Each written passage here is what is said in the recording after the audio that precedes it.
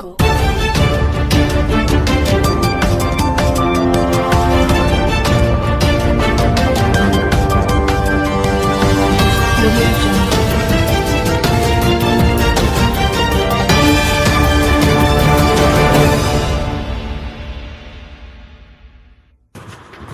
పూర్ణ మార్కెట్లో శ్రీ అభయాంజనేయ స్వామి ఆలయ ధర్మకర్తల ఘన ప్రమాణ స్వీకారం. ఎమ్మెల్యే వంశీకృష్ణ శ్రీనివాస్ యాదవ్ సమక్షంలో నూతన ఆలయ ట్రస్ట్ కమిటీ ప్రమాణ స్వీకారం వైభవంగా.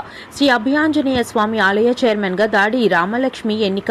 ఆలయ అభివృద్ధికి కృషి చేస్తామన్న ట్రస్ట్ సభ్యులు.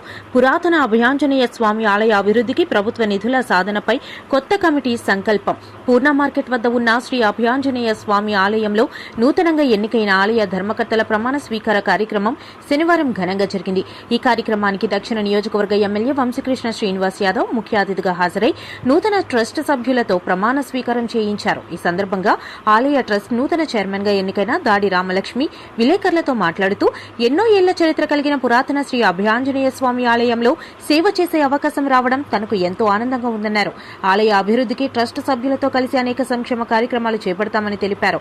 అలాగే ఎమ్మెల్యే సహకారంతో ప్రభుత్వ నిధులు తీసుకువచ్చి ఆలయ అభివృద్ధికి కృషి చేస్తామని పేర్కొన్నారు. నూతన ఆలయ ట్రస్ట్ సభ్యులుగా మొండి శ్యామల, కోరాడ మాధవి, జి రత్నం, దొరకపూడి రాణి చంద్రిక, సర్వసిద్ధి వెంకటేశ్వర్లు, దవల లక్ష్మీనారాయణ, బోండా సంవత్సరం ప్రమాణ స్వీకారం చేశారు.